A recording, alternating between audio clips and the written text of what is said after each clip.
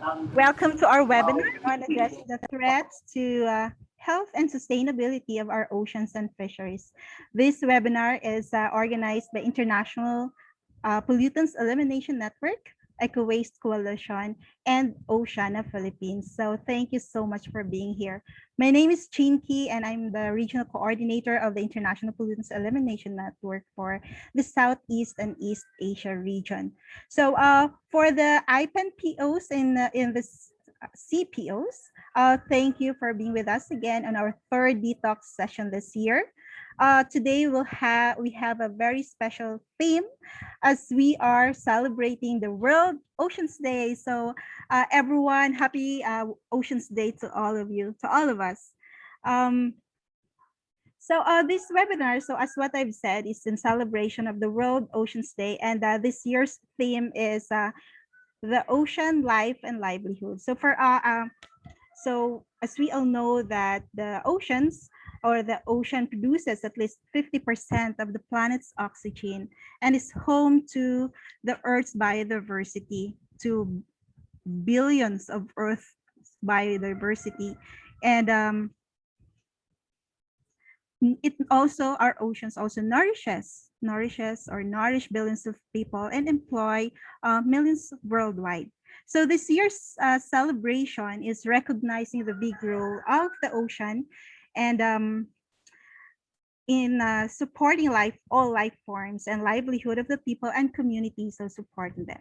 So this also serves as a reminder of the urgent need to protect and preserve the ocean by way of understanding the threats and contributing to action in addressing these threats. So earlier I said that this is the third D-Tox session of the IPEN organization, but this time we are very much grateful for all our co-organizers and participants because we have expanded in terms of number. So I just would like to introduce I mentioned our participants, for this webinar. So we have participating organizations of IPEN in the Southeast and East Asia and other regions as well. So I've seen in our registration that we have participants from India, Brazil, and other countries in the world. And we also have from the members and partners of the EcoWaste Coalition, the network and partners of the Oceana Philippines, other national and international partners with campaigns on oceans and fisheries protection and sustainability. Of course, also from the Fisherfolk communities, magandang umaga po sa ating lahat at maraming salamat po sa inyong pagdalo. We also have participants from the government agencies, from our youth organizations, private enterprises. We have from the colleges and universities in the Philippines, and also, of course, we are grateful for the presence of our media friends. So thank you so much. So before I proceed, let me welcome and request the international coordinator of IPEN, Bjorn, Beeler, to give his short message. Bjorn? All right. Good afternoon, everyone. Can you hear me? Yes. Okay, great. First of all, congratulations to EcoWaste and Oceana in organizing a very impressive lineup. And just looking at the participants and who is here, it shows the importance of a healthy ocean. Having community representatives from the Fisherfolk community, the youth, the climate, the fisheries and veterinarians for fisher health, human health, healthcare without harm, and again, just this great unit between Oceana and EcoWaste bringing us together really illustrates the importance of having a healthy ocean because so many people depend on a healthy ocean. They depend on it for their livelihoods, for diet, and so much more. And unfortunately, it has become the ultimate dumping ground for toxic chemicals and other threats that threaten our future as well as the future generations. So with that, really, I'm so proud to be able to watch this, and I enjoy to sit back to learn and hear more from everyone else attending. Thank you so much, Chinkie. Thank you, Bjorn. So to proceed, just a few reminders for the webinar panelists and attendees. So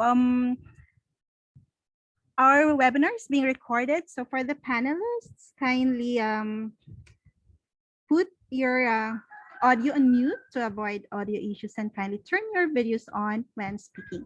So for the attendees, do use the Q&A feature at the bottom of your screens for your questions, and we will try to accommodate all your questions in our Q&A portion later.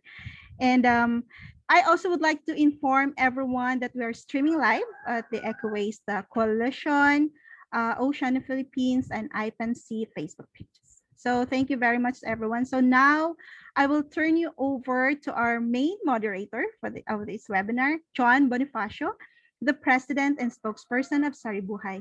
Hi, John. You have the virtual floor now. Thank you. Thank you, Ma'am Chinkie. Good morning, everyone. Good afternoon and good evening. Magandang araw sa ating lahat, and happy Oceans Day to everyone listening right now. Again, I'm John, the national spokesperson of Saribuhay, an environmental organization based here in the Philippines, and I'll be the moderator for the bulk of the program.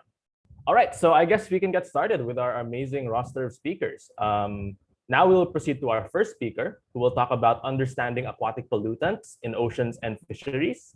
His career, his veterinary career commenced in a mixed dairy cattle practice in 1995, but he transitioned to work exclusively on aquatic animals from the year 2000 with the state government.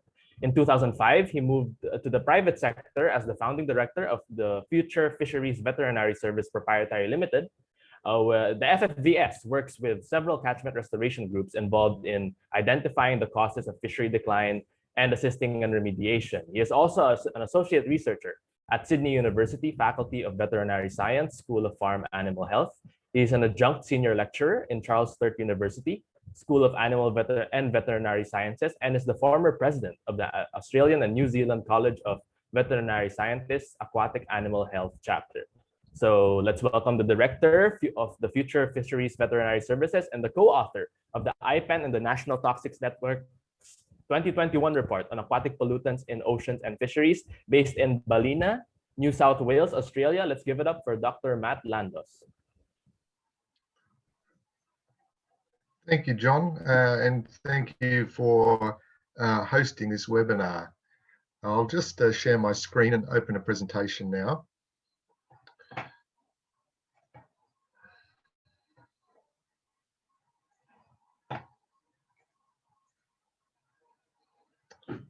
Is that coming through okay? Yes. Yes, we can see it. Terrific. Well, I'd like to speak today about the role that aquatic pollutants are playing in oceans and fisheries in terms of their impacts on productivity. I want to thank, first of all, a couple of co-authors who made a great contribution to the publication from which I'm drawing most of the material from today's talk. So thanks to Joanna Imig and Marianne Lloyd-Smith, and also the editorial support team at IPEN for assisting. First of all, I'd just like to give a little sketch outline of how it is that our amazing oceans function to produce really quite immense amounts of food. So there is a lot of interaction happening between microscopic organisms all the way up the food web into larger fishes that are the dominant part of the fishery that we harvest from. So for understanding these interactions helps us appreciate where pollution may impact upon these, and then it gives us an opportunity to understand why some of the productivity of our oceans is declining. So the first part about how do you make fish is really about, we need to first make fish food. And to do that, we need the sun. It's powering the provision of energy into the water. We add nutrients that are naturally occurring in our oceans and running off our landscape. They're captured by the plants, the microalgae, the seagrass, and corals all capture this energy and are actively producing what become fish food. So these are the foundations of the food web in our oceans. We then see the next step up of microscopic zooplankton eating these algae and bacteria and protozoa as well. And you can see here these microscopic organisms ingesting the algae and then fish larvae, the very first life stages, critically rely on these small zooplankton for their first meals. You can see the fish larvae have very large eyes and quite a large mouth compared to the body, so they can try and rapidly catch these small swimming food resources that they desperately need in their early days of life. There must be enough food present in enough density for the larvae to survive, and we know that with fish there are millions of larvae from spawning events. So we need very large loads of live feeds like rotifers and copepods in the water. So pre-industrialization, our aquatic food web broadly looked like this. So this is a schematic that I've utilized from a CSIRO publication.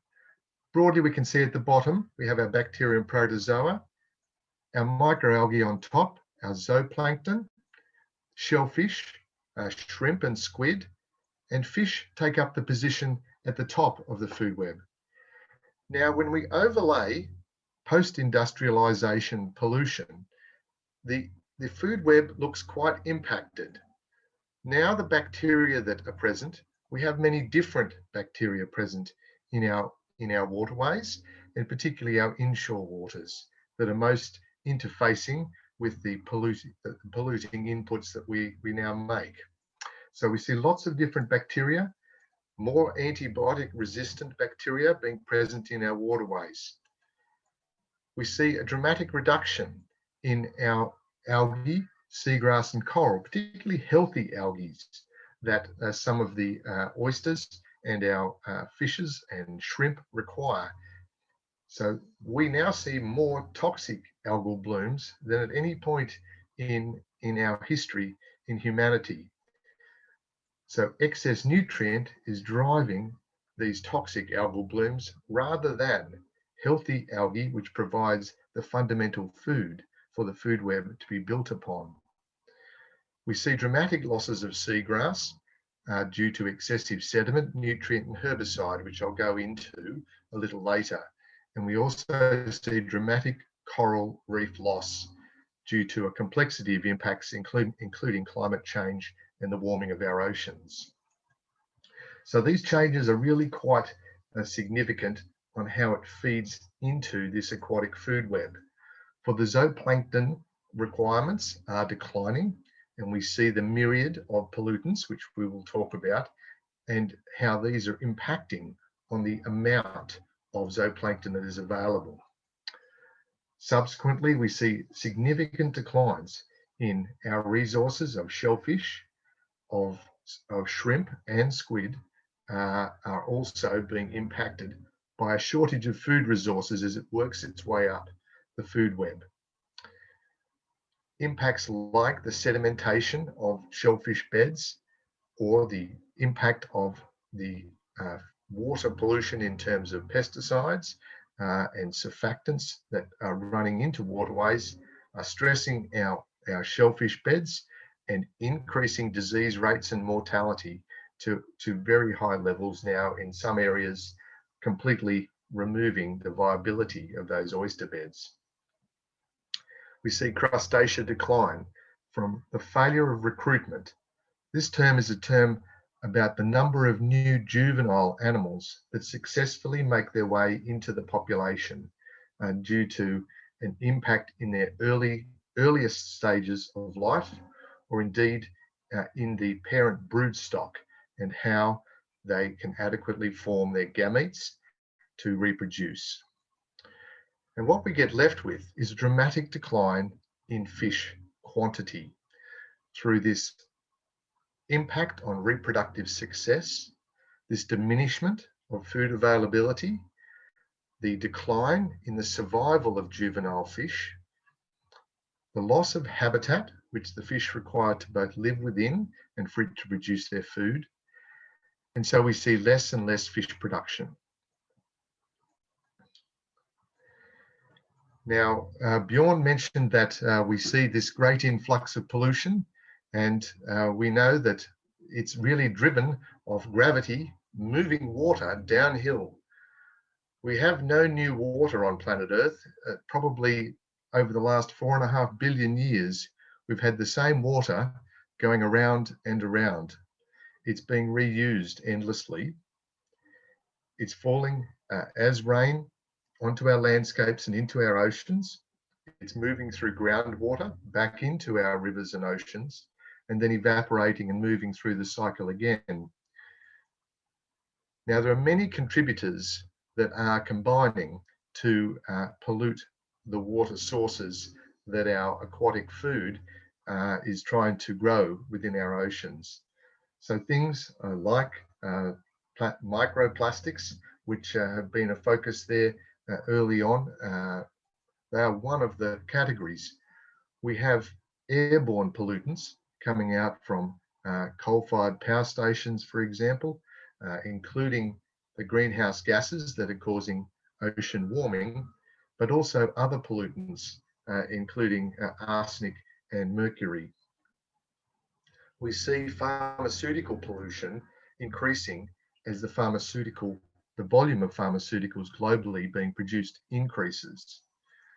We know our wastewater systems are not presently filtering out all of these, and we do not have whole of life cycle management for pharmaceuticals. So we see elevating levels of many pharmaceuticals entering our inshore waterways and rivers, and they are impacting upon our aquatic life. We see agricultural chemicals being applied to many of our food systems. These chemicals do not stay where they're applied. They move and they enter waterways via rainfall and via groundwater entry. We see recreational areas like golf courses also having significant pesticide applications and then contaminating waterways. We see dramatic impacts from land clearing, where the loss of soil stability leads to very significant increases of sediment movement into waterways, having dire impacts, which we'll speak about. Some of our mining industries have quite poor control of leachate or their tailings dams, and we see failures in some of this infrastructure leading to very significant heavy metal pollution entering some of our waterways. We have firefighting foams and industrial chemicals, also a big class of poorly regulated compounds and insufficient control to stop them entering our waterways. And we know the levels of some of these compounds are continuing to rise, like the PFAS chemicals. And we've mentioned plastics, and I'll talk a little more about those as one of the more visible when they're large, but in fact, probably the bigger impacts for fish come from the microplastics and nanoplastics as they break down and become smaller. So I'd like to break it down into a few areas here to just demonstrate how some of these impacts from pollutants are being mediated and what we are seeing in the environment as a consequence. Excessive nutrients are being produced predominantly from agriculture through the production of fertilizer, which when applied to the landscape, again, does not stay where we place it. And we see an increasing amount moving into our waterways, rivers, and into our inshore ocean areas. The other significant contributor outside of agriculture is wastewater from human population, which continues to expand in size. Our wastewater systems and treatment systems vary between countries, but even amongst the best systems, there is still a significant amount of nutrient that escapes the system and is released to the environment. Long have we assumed that the solution to all of this pollution would be dilution. We hoped it would dilute low enough to not have an impact. But we now know that that is not the case. We have effectively run out of diluent. The levels that are now present in many waterways are causing harm to productivity. Blue-green algal blooms cause impacts within rivers and to animals and humans that need to drink those water resources. In the marine areas, we see mass mortality events from toxic algal blooms like red tides. At present in France, we have tremendous blooms of green algae washing up. In Turkey at present, we have a massive bloom of what's commonly referred to as sea snot accumulating around marinas and harbours, again from excessive nutrients.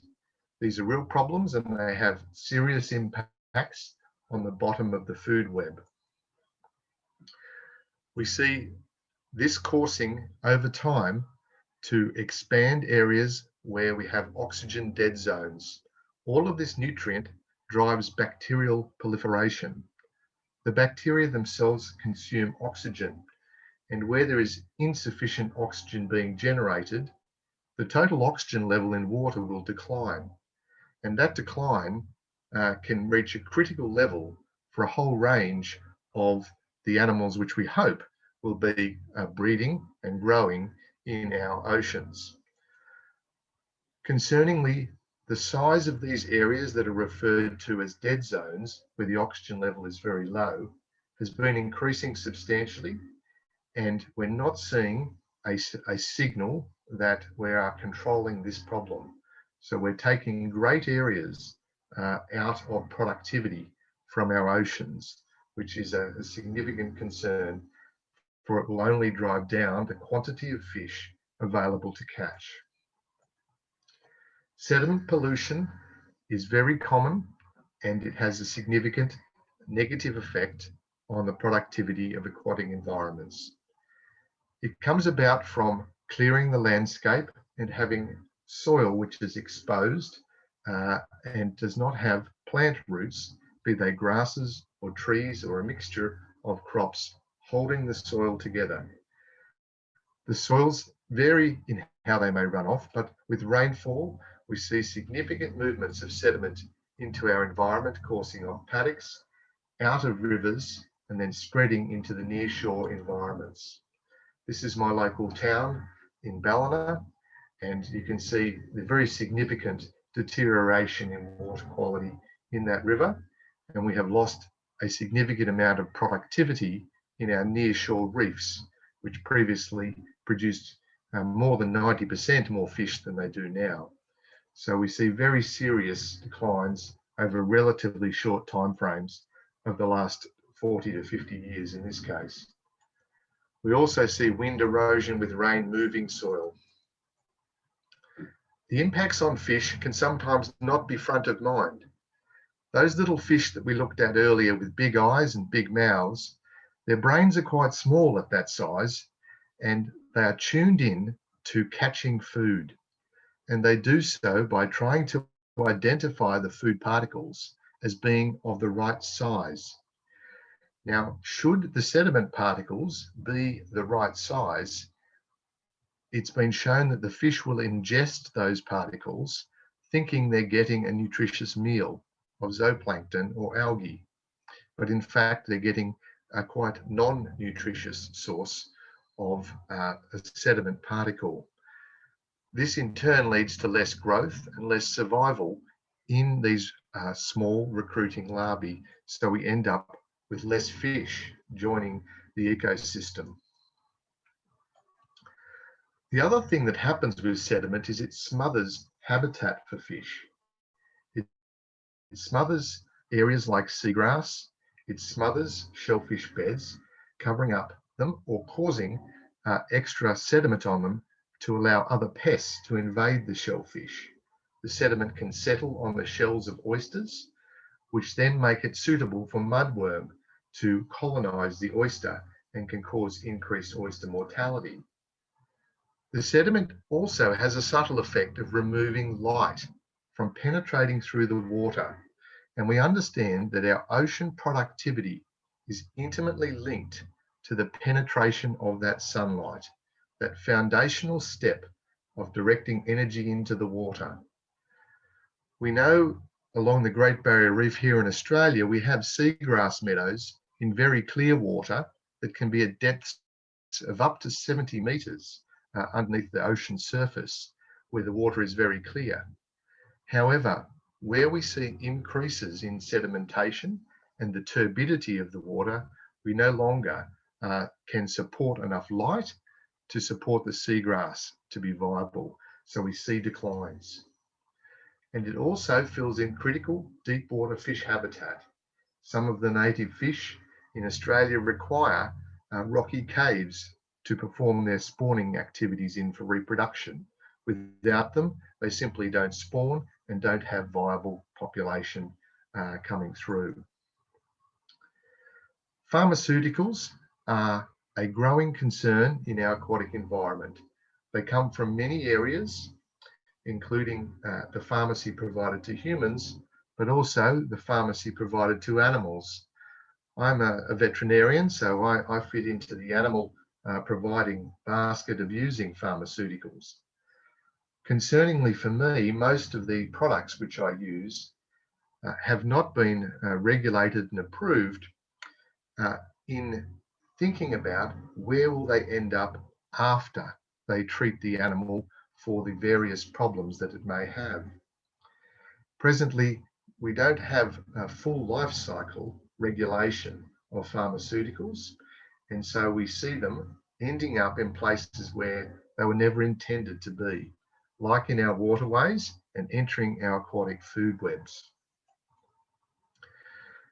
When I say we think we know, we actually know for sure. This is a list of pharmaceutical products in a river in Melbourne that were identified. With our advancing technology for chemical testing, we can now see where, in fact, these products are ending up, and they're ending up in our waterways. When they land there, we create quite the cocktail effect, which is then having impacts on the developing larvae that are trying to incubate in these watercourses. And we see very clear impacts on the sediment-dwelling organisms that are trying to keep the benthos or the sediments of the waterways healthy and provide food resources. And the net impact is a decline in productivity and in health. Some very useful experiments have been done by scientists around the world to illustrate the problems that come with wastewater. This particular experiment looked at the effect of estrogens that can come out in wastewater. They took a lake in the middle of Canada and they infused into the lake 5 parts per trillion. So a frighteningly small quantity of estrogen was put into the lake to see what would happen to this population and to the entire ecology of the lake. It was very concerning, and within 3 years, they saw substantial shifts in ecology in the lake. Right through the food web, interestingly, this interconnectedness of things means that there are what might be referred to as domino effects, whereby losing the short breeding fast fish, which became feminized and their breeding became unsuccessful, they then were a predator on some of the algae in the population in the lake. And so some of the plankton then became completely out of balance. And we saw further knock-on toxic effects in the population. The phenomenon of impacting on reproduction and on impacting on hormones is a common thread in how some of the toxic chemicals that are entering our waterways impact on fish. We refer to this as endocrine disruption, where we can see impacts on the gender of fish. This is an intersex fish here. You can see an ovary with testis within the ovary. So we see an impact where we are creating an intersex fish which do not are not as fertile and do not produce nearly the numbers of healthy larvae. There are many chemicals which are not removed from wastewater that influence this problem. Agricultural and veterinary chemicals, so broadly we classify these as pesticides, can have effects on fish at sizes that we don't see. This is a micrograph of a fish larvae, and you're able to see in the area where the heart of the animal is that it's quite swollen, and this swelling, we call it cardiac edema, is a consequence of being exposed to hydrocarbons or to some pesticides. We see impacts on the health of the heart of very early larvae. And these larvae then often fail to survive to develop through into fish. This particular case, you can see that we did some pathology on the animal and we identified the problems through that. So hyperextension of the cardiac area of the heart. Experimentally, we see very similar impacts in experimental fish. So we have a sound understanding that very low exposures to pesticides in our waterways impacts on fish development and has a negative effect on the numbers of fish coming through. One of the newer classes of insecticide are called the neonicotinoid insecticides. They're commonly known on land to cause problems with honeybees. So much so that the EU has removed all of the outdoor uses of this class of insecticide due to their impacts on the pollinating invertebrates like honeybees that are essential for much of our food. However, elsewhere in the world, widespread aquatic contamination continues to occur, including in Australia. We see from survey work in Australia by CSIRO at these various sites down our coastline that there are increasing levels of this particular neonicotinoid called imidacloprid. What's concerning is that in some areas, we know that the levels present are enough to stop the animals eating properly. So we see a reduction in the growth and the survival because the larvae don't eat. In Japan, this has also been shown to impact fish further up the food web. So whilst the fish themselves are not that sensitive to neonicotinoids, their food is. And what they showed in this Japanese study is that the decline in fish food available led to a decrease in the fishery yield downstream of areas where these chemicals were used in rice paddies. Wastewater is another perhaps lesser understood or less appreciated source of insecticides.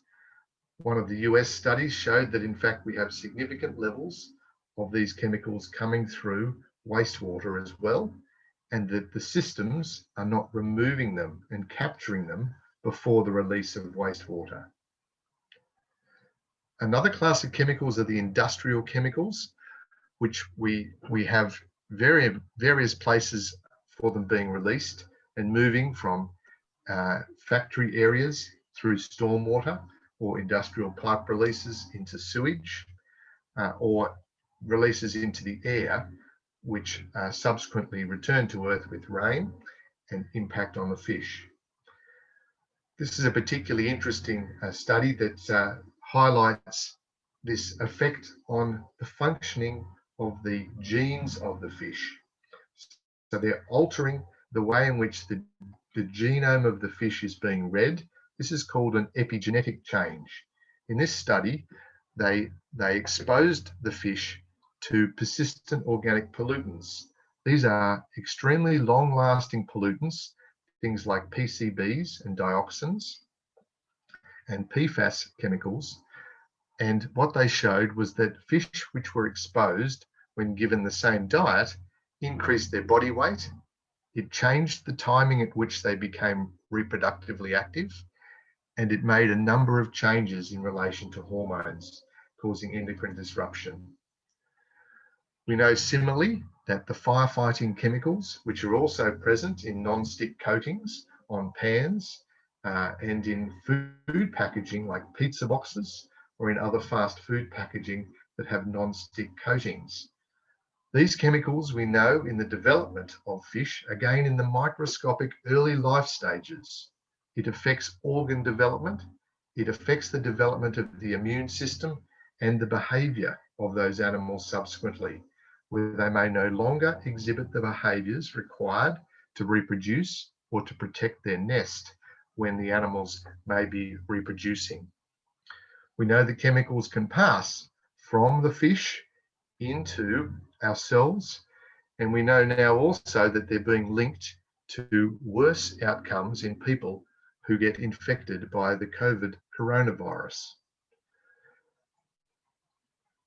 Plastics are another component pollutant that is now in our marine resource area, and the way in which they cause toxicity to fisheries can be twofold.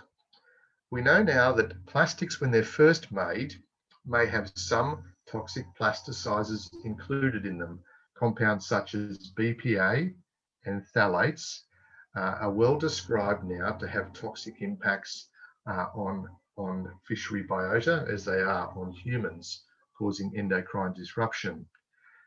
However, we know that there's an effect also by simply the particles acting as feed, much like the sediment I mentioned earlier. The particles of plastic, if they're the right size, do get ingested by zooplankton, and you can see both early life stage mollusks, so this is a small shellfish larvae, small zooplankton copepods, and a small shrimp, all ate what were fluorescent labeled plastic beads. And instead of eating food, the plastic again slows the growth and it diminishes the amount of food available at the bottom of the food web.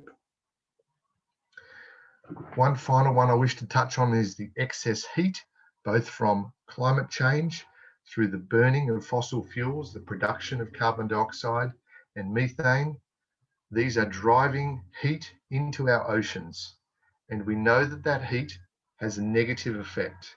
Indeed, some of the forecasts are that we will see a very substantial reduction in productivity in our marine areas simply due to heat, not even considering the myriad other pollutants we've talked about today. One of the sources of heat in some countries is from nuclear power plants also. The cooling water provides a very substantial input of heat. We know in our coral areas that this heat is driving coral bleaching. We've had very significant bleaching events here in Australia on the Great Barrier Reef due to higher water temperatures. But we know also that the other pollutants like nutrients and pesticides, they actually lower the tolerance of coral to temperature. So these things add together as a cumulative stress. So sadly, the net effects of pollution are that we see our inshore fisheries and riverine fisheries in decline due to reducing healthy food resources, impaired fish reproduction, and degrading habitat.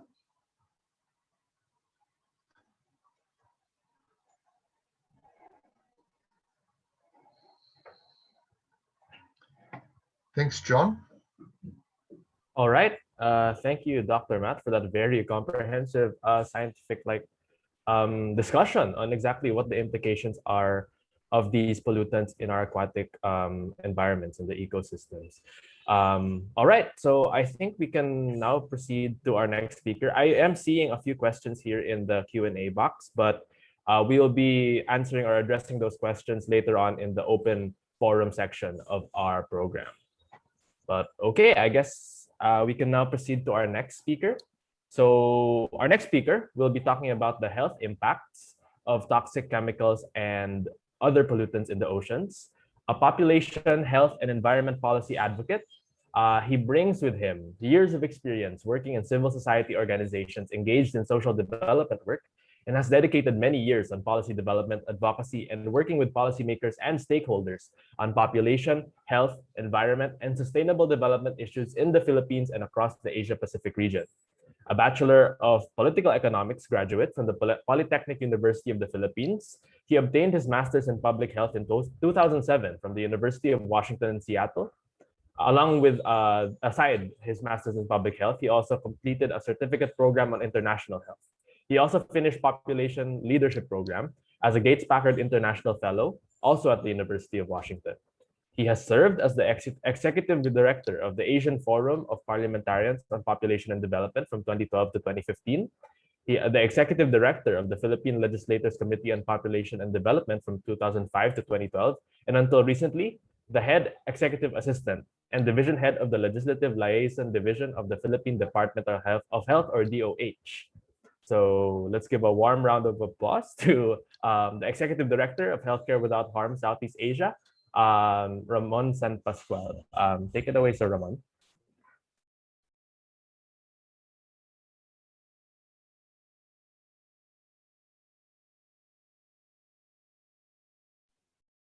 Sir Ramon, you're unmuted if you're talking right now. I have to unmute myself and start my There we go. video. Do you see my screen now? Yes, yes, we do.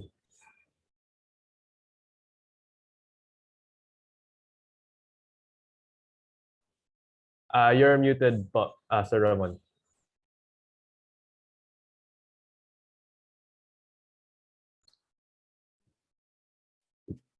Better? Yes, we can hear you now, po. Okay.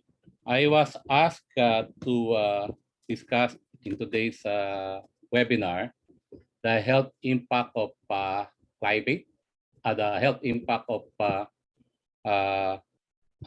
ocean pollution to humans particularly.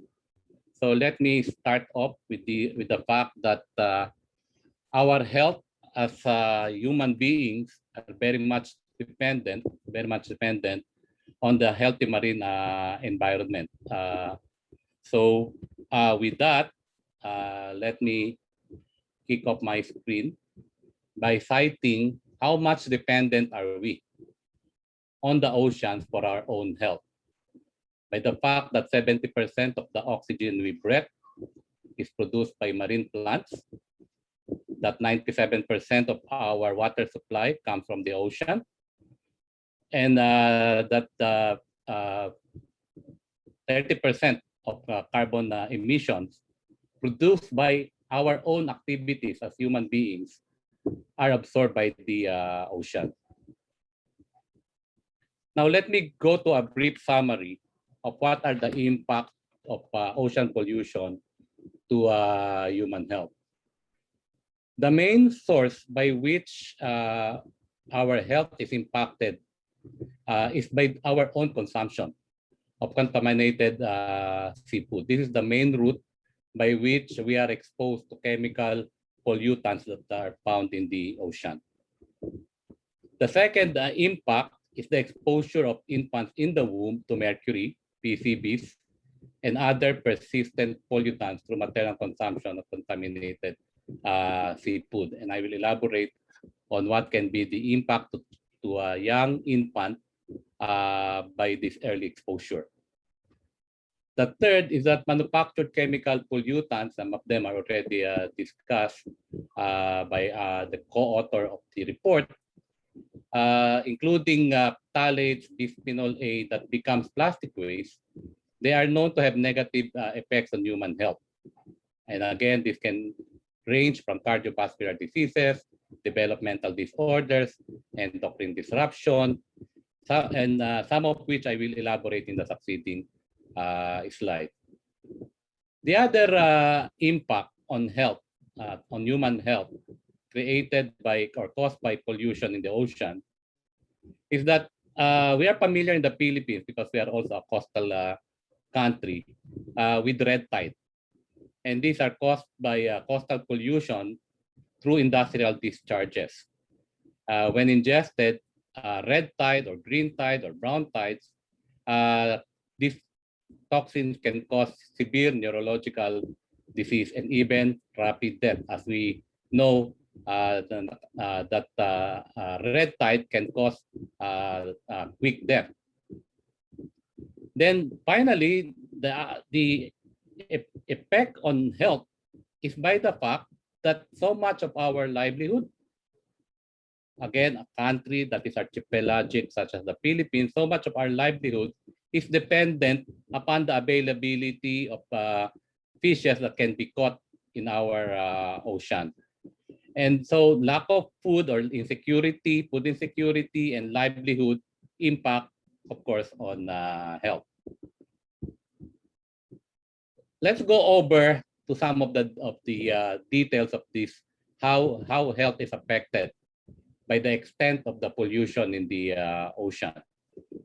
It is quite documented, well documented in the US that about 317,000 to 637,000 babies are born each year with losses of cognitive function due to exposure to methyl mercury.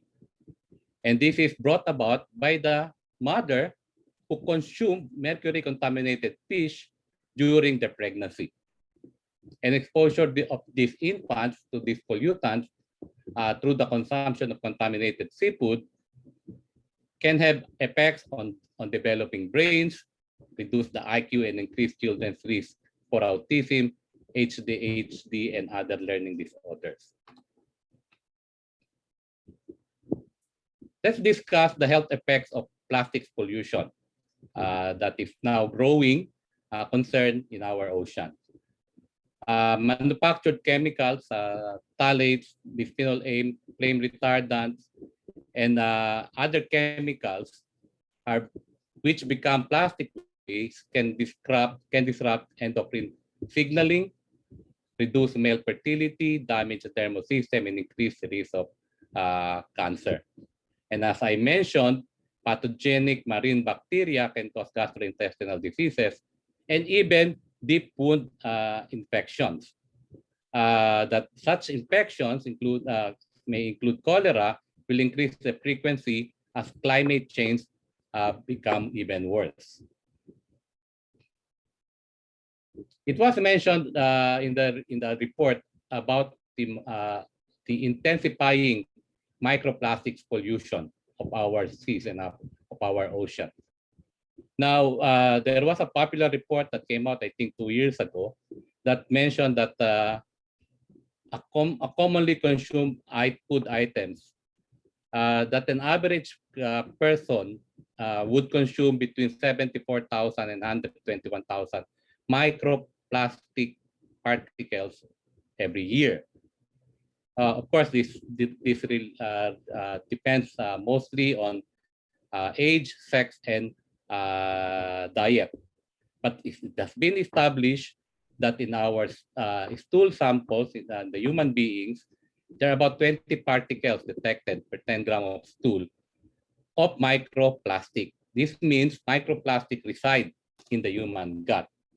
Now, the extent of the impact onto health of humans of microplastic is not yet established. However, protection of human health against the potential hazard of marine plastic requires a precautionary approach. While when we know that it is a foreign body that enters into our human body, and therefore a precautionary approach should be taken until sufficient information is found out and established by science.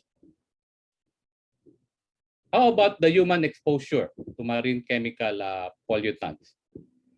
Now, an estimated 1 to 3 billion people depend on seafood as their principal source of dietary protein, again, including many of the countries in the Southeast Asia.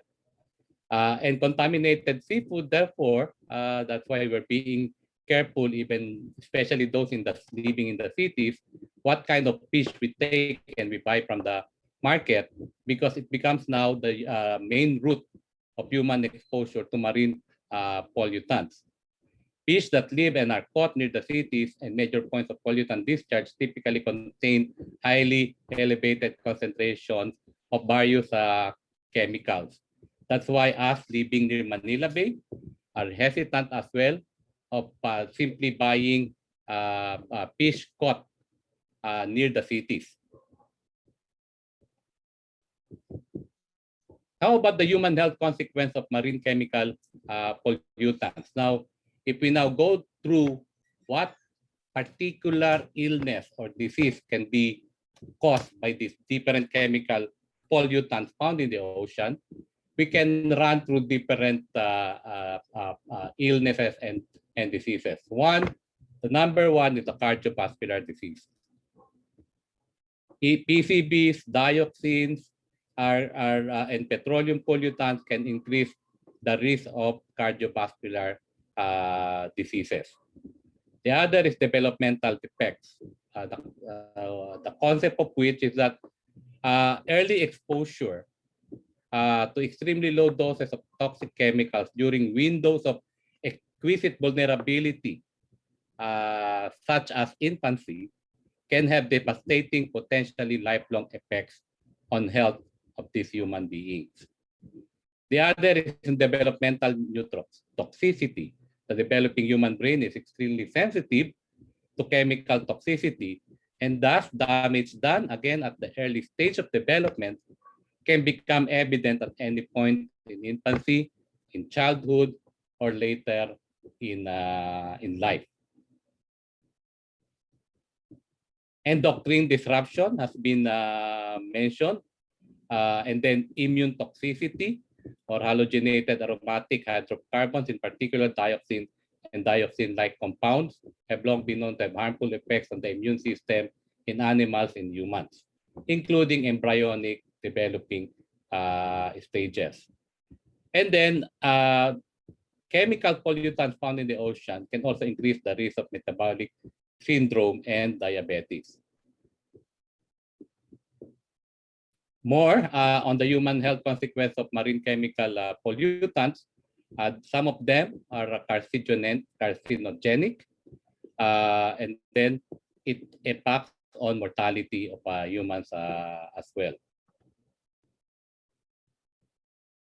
In as much as these are health impacts, negative health impacts caused about by the worsening pollution in the ocean, and it is impacting on us human, what can us human do to address this? So these are some of the recommended policy actions, if only to minimize impact to human health. One is to prevent mercury pollution by cessation of coal combustion and control of the small gold mines operated in certain communities. And of course, Healthcare Without Harm, together with the rest of the BFFP and many of us sponsoring this event and World Ocean Day, we are doing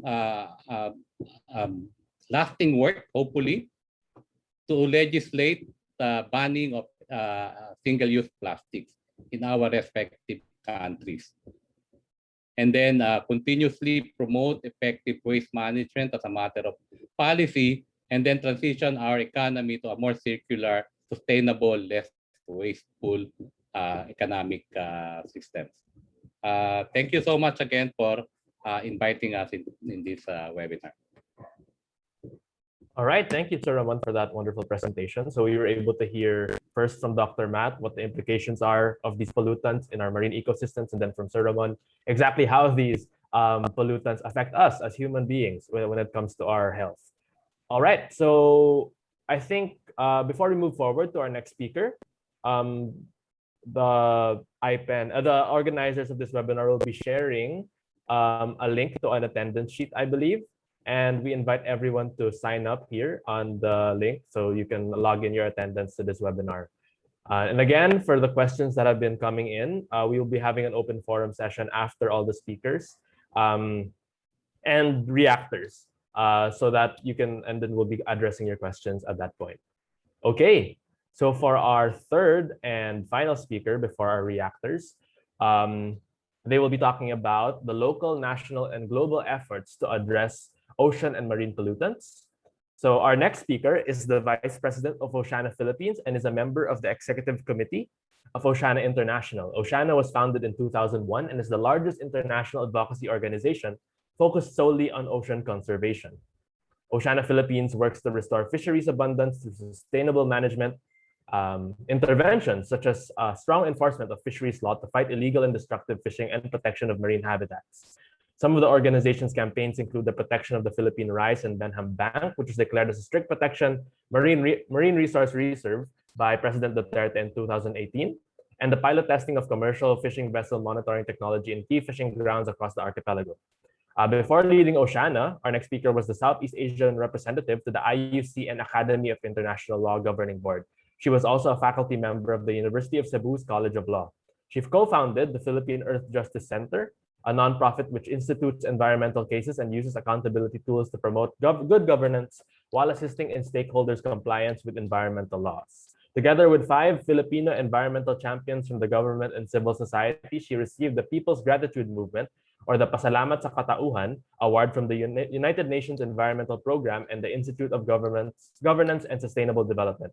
She was also awarded the Globe Media Awards for Excellence in Journalism Visayas as the Columnist of the Year in 2015 and 2017 for her weekly column with Cebu Daily News. So let's welcome the Vice President of Oceana Philippines, Attorney Gloria Estenzo Ramos. Take it away, Attorney Golle. Thanks so much, John, and thanks to the preceding speakers, Dr. Matt Landos, Bon San Pascual. It was a treasure trove of materials and information for us here in the Philippines. The dire impacts of pollution, chemical pollution, including plastic pollution, to our marine environment and also to our health. So I am now going and of course I want to thank IPEN, EcoWaste Coalition as our co-conveners for this very important gathering. I hope government agencies are also represented. Okay, so now I'm going to share the screen. Okay. So mine would be more on initiatives. Now that we have heard of the impacts, what can we do? What have been the initiatives done at the local level, at the national level, and international to address this really alarming worsening pollution. Oops. At the end. Okay. Sorry for that. Okay. So in the Philippines, we are privileged that we have very strong legal protection for our environment, for the health of the people, and of our natural life support system. And Oceana, I'm glad to say that is also part of the stakeholders ensuring that our marine habitats are healthy, and including the fight against pollution in the country. So we have a sad situation, but in 2008, the Supreme Court, in its landmark ruling, Metropolitan Manila Development Authority versus concerned residents of Manila, already decided on the issue of pollution. And if you look at just the introduction, the justices already know the correlation to environmental pollution and climate change. And in this landmark ruling, required 12 government agencies to work together and ensure that the quality of water, specifically in Manila Bay, because this is the issue here, is back to its pristine state. 12 years after, we have not been doing a great job of taking care of it. Plastic pollution has worsened. The quality of the water is worse than 2008. So we have to do something. So numerous studies have been conducted on how bad it is.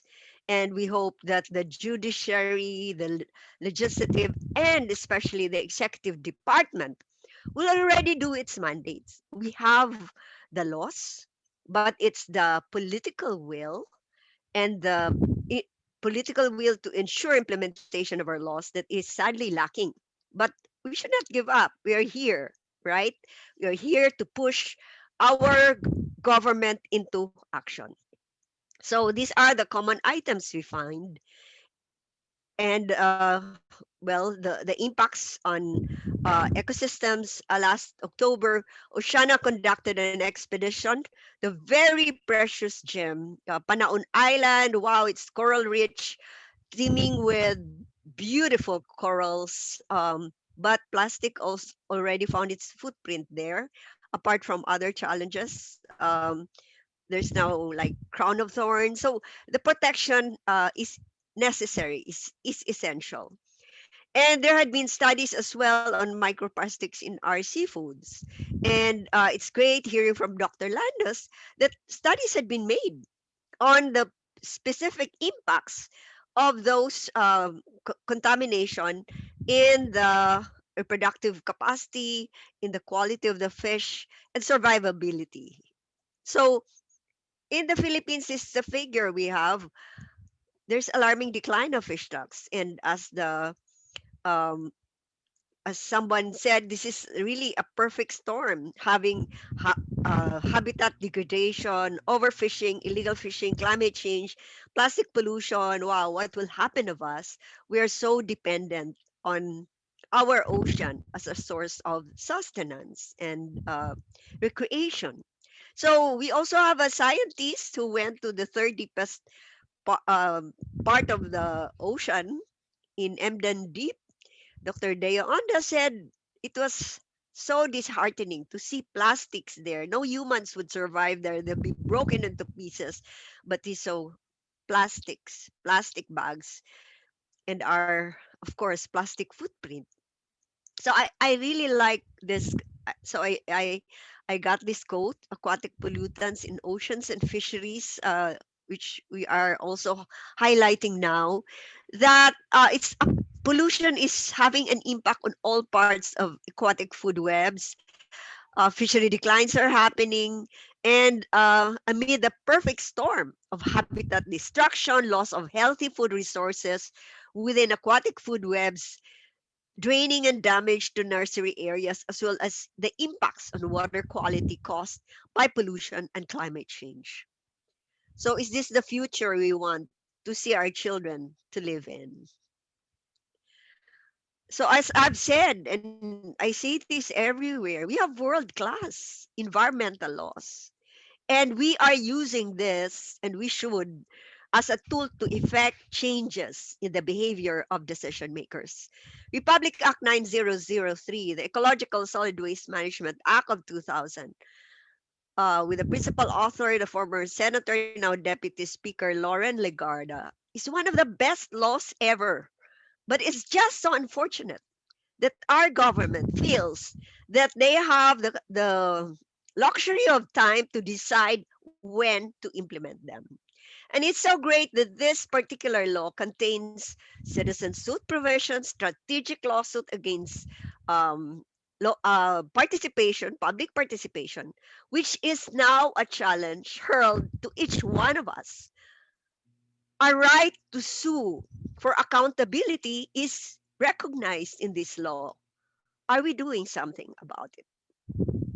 So in this law, there's a National Solid Waste Management Commission, which is largely made up of government agencies and with three representatives from NGOs and industry.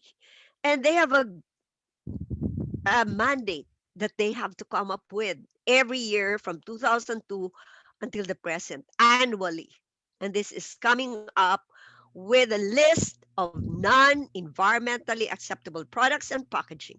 Environmentally acceptable is already defined by the law, and non-environmentally acceptable in the implementing laws and regulations. And it's clear that those which are not reusable, biodegradable, compostable, recyclable, and hazardous to the environment has to be banned from manufacture, production, distribution, usage, and easily single-use plastics, which are designed to be used just once, but stay forever in the environment, should be in this list. Why did they use NAIAP?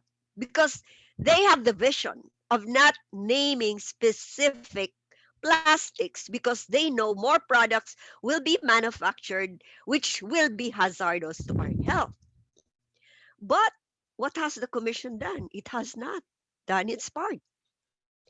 So there is a governance challenge that we are facing, but we have, and in this MMDA ruling with strong words, the Supreme Court said to most of these agencies and their official complement, the pollution menace does not seem to carry the high national priority it deserves if their track records are to be the norm.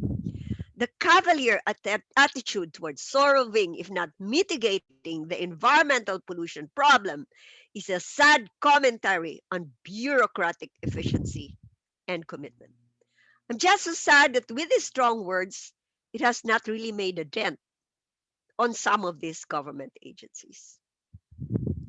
I'm very happy that our Deputy Speaker has issued a resolution to investigate in the House of Representatives, in the exercise of its oversight functions, the National Solid Waste Management Commission and relevant national government agencies in relation to the implementation of Republic Act 9003 and its provision on non-environmentally acceptable products or packaging. I hope this sends very strong signals to government that we cannot wait forever, that they should move and they should come up with a list.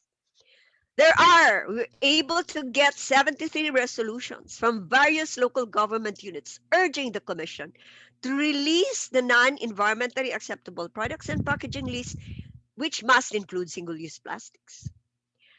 Our local governments are the ones carrying the burden of managing an otherwise unmanageable single-use plastics.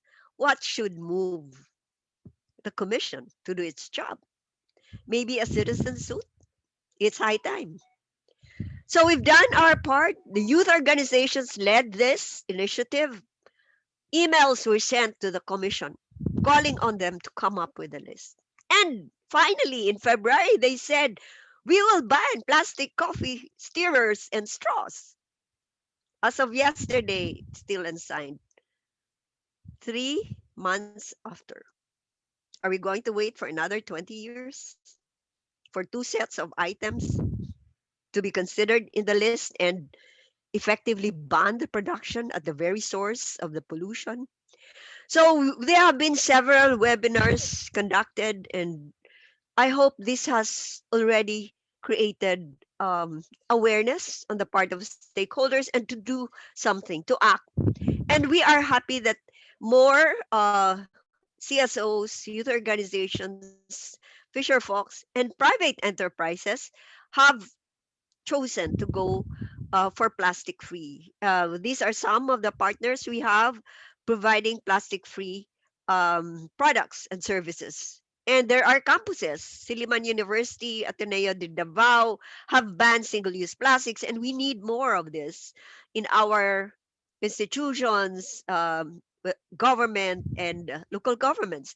And their LGUs have also enacted ordinances banning single use. And in these areas, business sector, which have single use plastics dominating their lifestyle or inflicting damage on our lifestyle, have shaped, have changed their policies. They use plastic free utensils. So our challenge should be, if you can do that in Sikihor, why can you not do that in the entire country, Mr. Private Enterprise?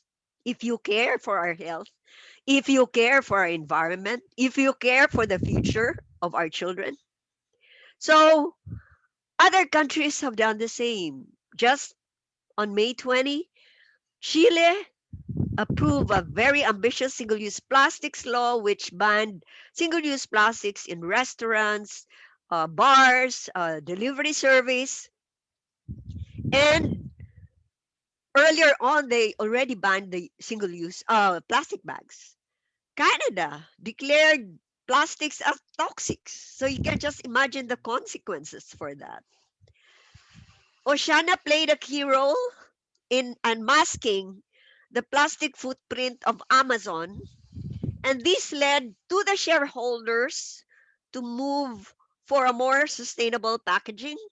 There was a board of directors meeting, and while did they not win, but there's a substantial 35% of the stockholders saying we must shift to plastic-free choices for our buyers. So there had been several laws already. Some states, New York, for example, Peru in 2018, Belize, as mentioned in Sam Waterston's film on plastics. Why can't the Philippines, the center of marine biodiversity in the world, come up with that political will and genuine compassion for our children and their children? We should ban single-use plastics now. And we call for transparency and accountability in the plastic footprint. Business enterprises have to disclose how many billions of tons of plastic products they have in their inventory. We all know we still have a very weak management system. And what, 70, 80% of them we will allow to go to the ocean as they are being done so now. Thanks so much, and I hope my questions will leave you concerned and take action. Maraming salamat. All right, thank you so much, Attorney Golle, for that wonderful presentation. So we've heard exactly like the different ways that people are trying to, put that ban on single-use plastics, as well as have all these other campaigns to prevent pollutants from entering our marine ecosystems. It really starts, as Attorney Golle has highlighted, with public participation, with recognizing our role as citizens to really participate in the processes to ensure that our environment, that we, get all that we need in life from, is maintained and is preserved. All right. Okay. So we're now done with all our three speakers. Thank you so much again to all our speakers for all your wonderful insights, for sharing your experiences.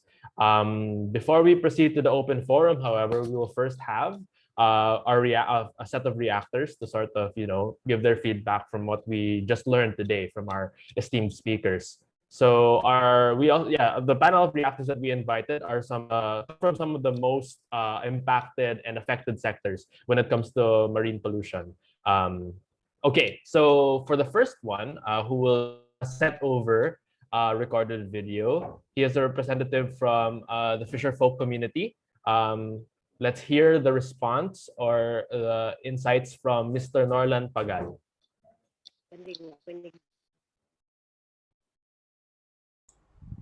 Mayroong mga tao na gustong ipagbawal yung paggamit ng single-use plastic.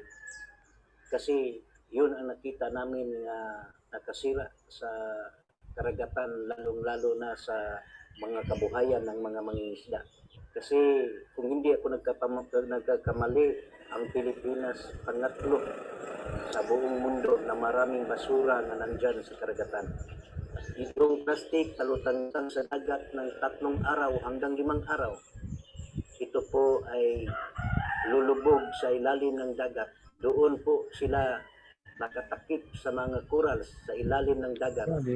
Yung corals natin po, hindi yan bato. Na kung sakali matakpan sila, ay sila ay mamatay. Yung corals po, doon kumukuha ng pagkain ang ating mga isda. Kaya kinakailangan na maproteksyonan namin. Kami pong mga mangingisda, hindi lang kami ay kukuha ng isda. Nagbantay rin kami sa karagatan para maproteksyonan namin yung kabuhayan namin. Ako rin po nagpapasalamat sa ating mga mangbabatas na gusto rin po na ipagpatuloy ang pag-ban sa single-use plastic. Lalong-lalo na po ako ay nagpapasalamat sa Oceana na nakipaglaban talaga na ma-ban yung single-use plastic. Sana po pakinggan ninyo ang mga hinaing sa mga maliliit na mga mangingisda. Hindi lang ang San Remio ang makikibisa sa paglaban sa paggamit ng single-use plastic, kundi ang buong mundo. Maraming salamat po. Mayroong All right. Thank you, Mr. Pagal, for that insight.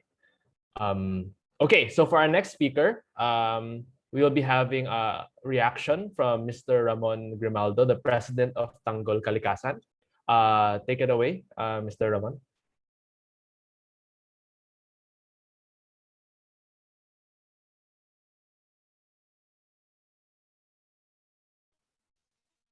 Mr. Ramon, if you're speaking, there we go. Okay, go ahead. Kinig na po.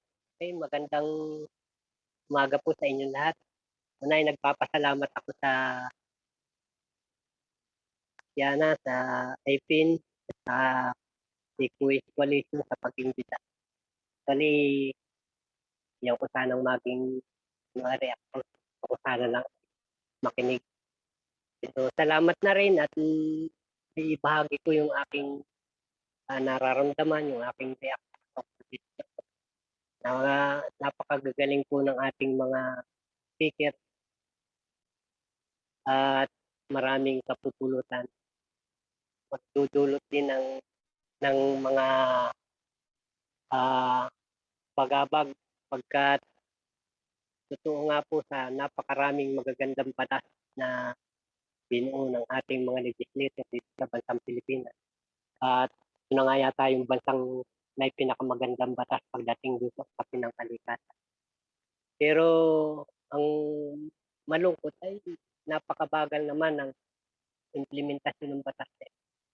So, ako po ay isang mangingisda rin at gusto ko rin pong ibahagi sa inyo na sa aking pagiging mangingisda ay naging membro ako ng Tanggol Kalikasan na isa sa pinaka-prestiyosong samahan na kontra sa mga illegalista at tatanggol talaga sa kalikasan bago po ako naging presidente ng Tanggol Kalikasan.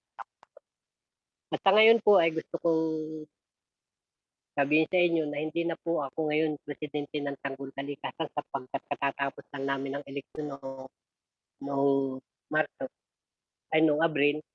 Ang aming pong presidente ngayon ay si Mr. Rex Santos. So, bilang paggalang po sa kanya, baka sabihin niya ako yung naging presidente pa. So, balik po doon sa aking reaction. At malungkot sapagkat sa napatagal ng laban natin sa ating karagatan, na pinangingisdan, pinagkakakitaan ng kabuhayan, ay hanggang sa ngayon po ay patuloy yung mga paglabag, legal fishing, patuloy ang paglala ng ating ocean pollution. At totoo nga po na malaking epekto ito sa aming kabuhayan sapagkat pagka ang mga basura ay naandyan, tanging basura lang po ang ating makikita at wala pang mahuling kita.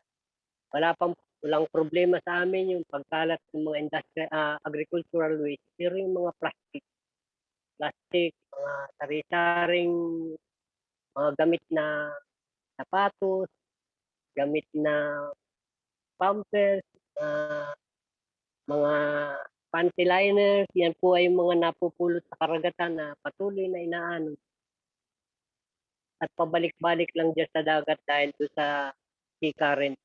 At kung sumadsad siya sa mga coastline, nalilinis naman po. Actually, ang aming bayan, ang aming probinsya, dito sa aming area sa Lamon Bay, taon-taon po kami ay may mga coastal cleanup, may mga pagdiriwang kami ng mga month of the ocean, pero hindi po sapat para linisin yung ating karagatan. Sa patuloy na paglabag ng mga tao, pagkawalang bahala at hindi pagsunod sa ating batas 9003, patuloy po ang pagkalat ng mga basura na yan.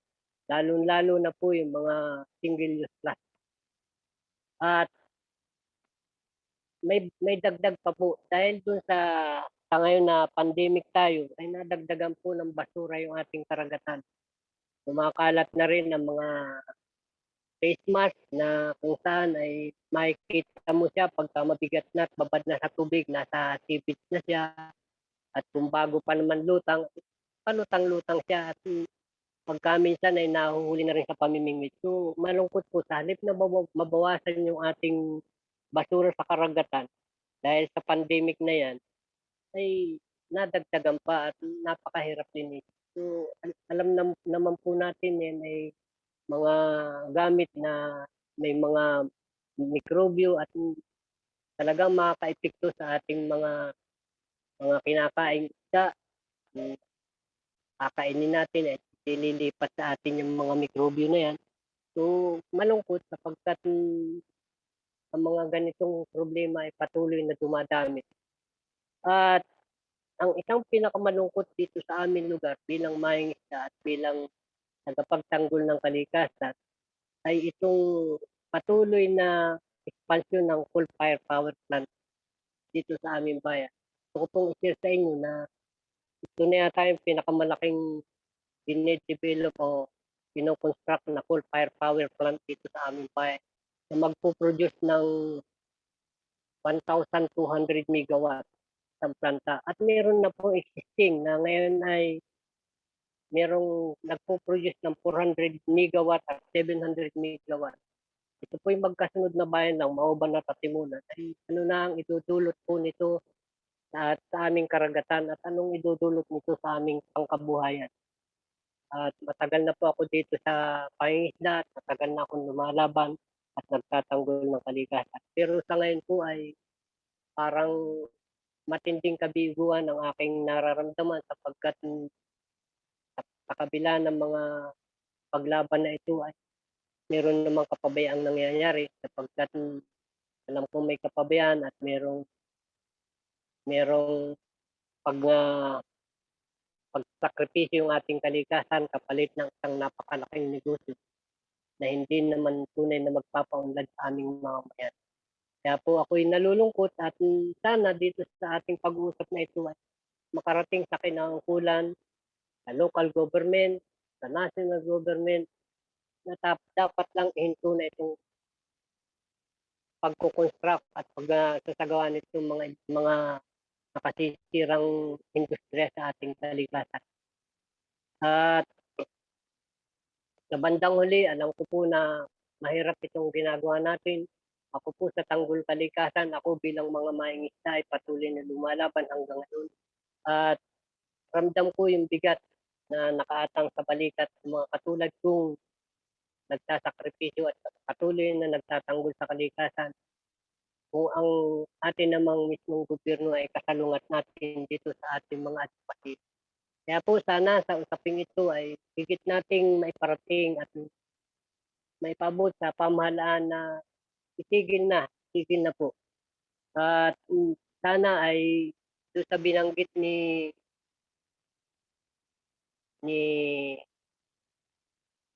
nung ating isang speaker si Ramon Pacual na yung ating palisiya para pahintuin na at itigil na yung pag-construct ng mga coal-fired power plant dito sa Pilipinas. At lalo na po dito sa aming lugar sa Quezon na merong 2 days na sasabi kong main supplier ng ating mga produktong galing sa dagat sa ating mga marine product. Sana po ay ito ay bigyan pansin, lalo na po ng ating pamahalaan sapagkat sa ngayon na medyo may edad na tayo, paano pa po ang kahihinatnan ng mga darating pa nating generasyon. Kawawa po sila, yung ating mga anak, ang ating mga apo na ngayon ay mga bata pa at tunay nga po nakakalungkot.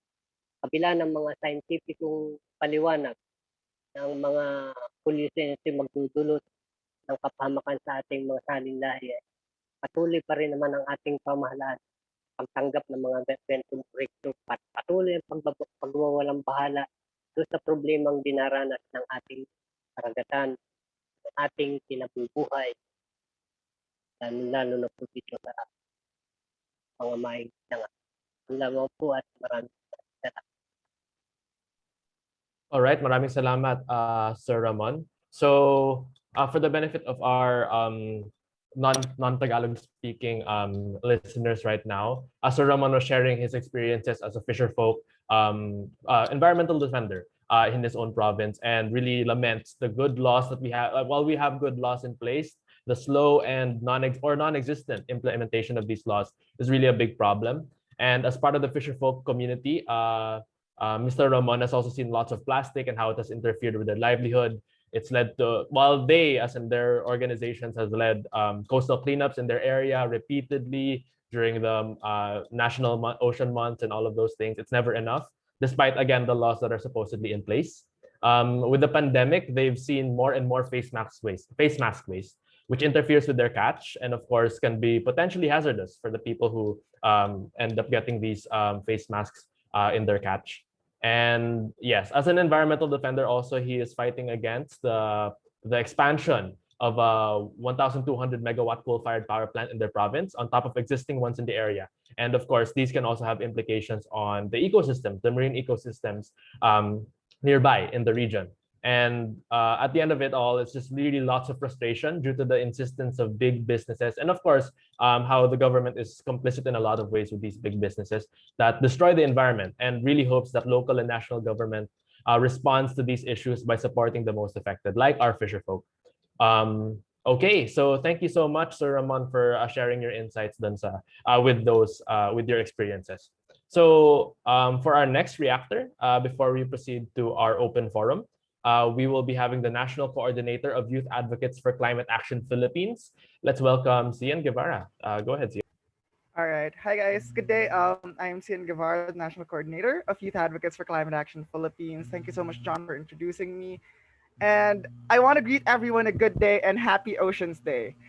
And actually, with this greeting, I was on the fence about it because Happy Oceans Day might not be the best greeting that we should all talk about, because, you know, with the environmental degradation, climate injustice, and basically the destruction of our ocean. So is that something that we should be happy about? But the thing here is, as I thought about it, on what greeting I should use today, I realized that with 187 people in this call right now, we're almost 200 people. Earlier, we had more than 187, surpassed 200 people. It's something to be happy about. We are happy because we see new faces. We are happy because we are with people that, you know, continue to advocate for the banning of single-use plastic, to advocate for accountability from major polluters, and to advocate for environmental justice. And us climate activists, climate advocates, and marine or ocean advocates usually talk about the same things as well. We talk about plastics, we talk about waste, we talk about pollution. We talk about the plastics who continue to pollute the ocean, but are also responsible for a lot of carbon emissions at every single stage of its life cycle. And with these similarities in narrative, we can actually draw the same conclusions on what is causing the problem. Yes, we all know that it's human actions, but we have to be more specific than that. It's actually the actions of the people in power because of their profit or financial interests. And only by holding those who put profit over the people in the planet accountable can we actually achieve a system that puts the latter over the former. And this systematic change that we are in consensus with reminds us that while individual actions are really, really great and something that we should all be doing, it's not enough. All right, we have to remember that only by our collective action can we fully achieve victory for our environment. And I am here actually on behalf of YACAP to talk about the youth's perspective. Okay, not mainly talking about climate, but the youth perspective. So let's talk about the youth. People always say the narrative that the youth are the future and the hope of the nations. All right? Or in Filipino, it's called ang pag-asa ng bayan, ang kabataan, or ang kabataan ng pag-asa ng bayan. And while yes, we are the future, we have to, you know, think about the statement, and we have to change the sad narrative about how some people view this. Because yes, we are the future, meaning we'll be the ones who will mainly feel and suffer from the worst effects of environmental degradation. But we are the future, meaning we are pivotal in today's struggle for ocean and environmental justice. While yes, we are the future, meaning we'll be the ones who are burdened with the worst problems arising because of the actions being done today, we have to remember that we are the future, meaning we can be safe sure, and secure about the future, though, do today. Yes, we are the future, meaning we'll be the ones who might already inherit a dead planet. But we have to remember that we are the future, meaning we should be leading the narrative on what future do we actually want to live on. The message that I basically want to impart today is a message of alarm, a message of challenge, but mostly, most importantly, a message of hope. We have to remember that the state of the environment right now is becoming worse and worse and worse. So we really, really, really have to be alarmed. But with this alarm, with this fear, with this uncertainty of the future, let's acknowledge uh, the reality that we are in today. We use the knowledge that we obtained from our speakers today and take on the challenge. The challenge to do something, the challenge to save the turtles, save the whales, save the dolphins, save the oceans, and save the planet. Remember that if we unify in our campaigns, stand up together against environmental injustice, and hold the main polluters accountable, we are unstoppable. A better world is possible. Thank you so much for having me. Once again, I'm Xian Guevarra from Youth Advocates for Climate Action Philippines. Have a good day, everyone. All right, thank you, Xian, for those for sharing that amazing message. Yeah, it's really about taking this on as a challenge. Really, the fact that we're facing so many environmental problems, and particularly with the youth, like me and Xian, and all our peers, all the students, all the youth, not just in the Philippines but around the world. It's really something we have to take on and really work together with the most affected sectors to bring about change that we really need at this point. Okay, so all right, I think we're done with all our reactors. Thank you so much for sharing your insights on on what the speaker shared today. Before we proceed to the open forum, I'd just like to remind everyone to fill in the attendance form. So if the organizers can send the attendance form again in the chat so that people can fill it up again. So yeah. Okay, so I guess we can proceed with the open forum section. For those who would like to ask questions, kindly type it in the Q&A chat box with your name and organizations. Yes, we already have a few questions in the Q&A portion. All right, give me a moment to open these up. Okay, so I guess I can start with this question that's in the chat first from Mongabe, I believe, from Imelda Abano. So the first question that we have for today is that the effects of marine pollution go beyond environmental issues. Now what can we do more to address marine pollution, like plastics for instance, to avoid a Great Pacific garbage patch, especially now that medical wastes keep on mounting? So the question is more about like how plastics, or how can we address marine pollution, especially in the context of our current pandemic? Maybe Sir Ramon can answer this question. Sir Ramon San Pascual.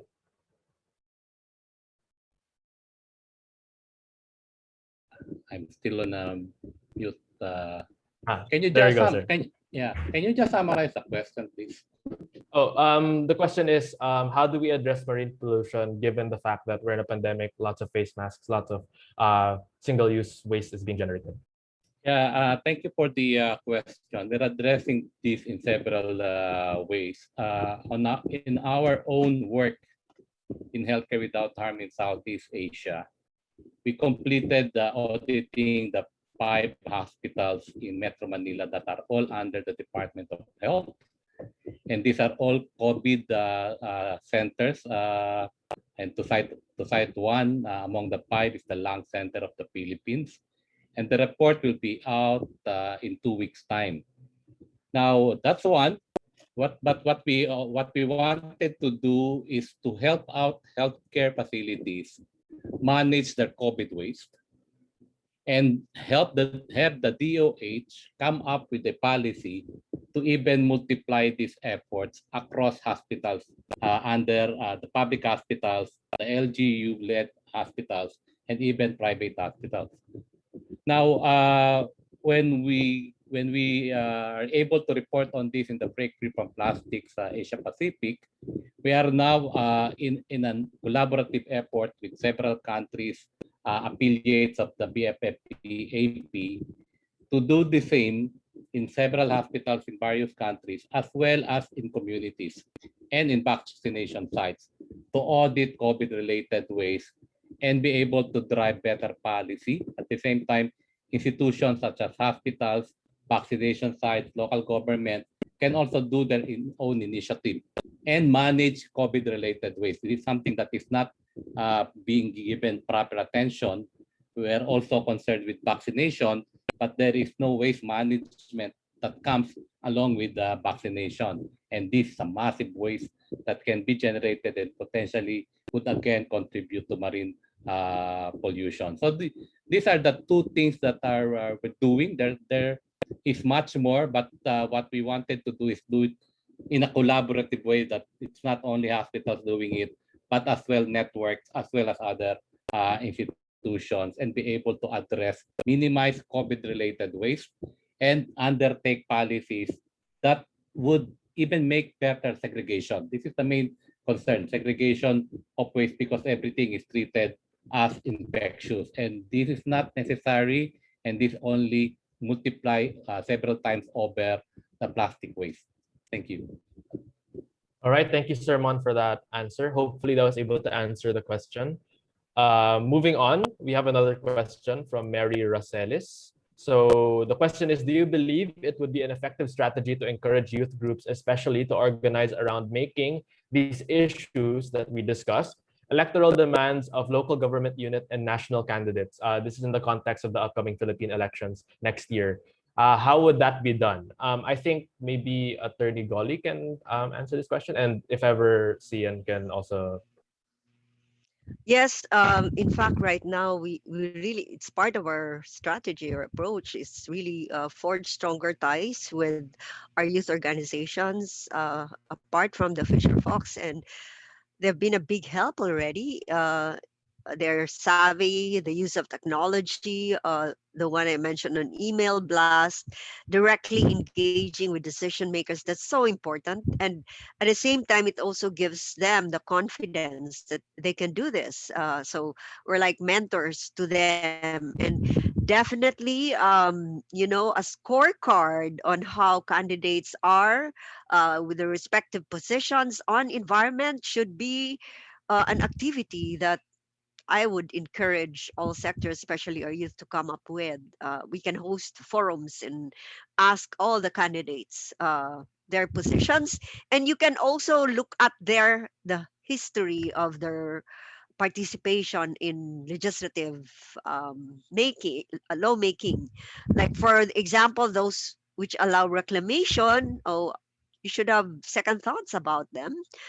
They seem not to get the connection that you have to have healthy habitats for fisheries, wildlife, and of course our coastal communities to thrive. So you might need to engage directly with them so that they will learn better. So these are among some of the activities that we should go with, and this is not just directed to the youth. This is also for our decision makers. Our youth are more than majority of our voters, and I hope they all register, because if you don't register you cannot vote. So go out, register, and make your voices heard. Thank you.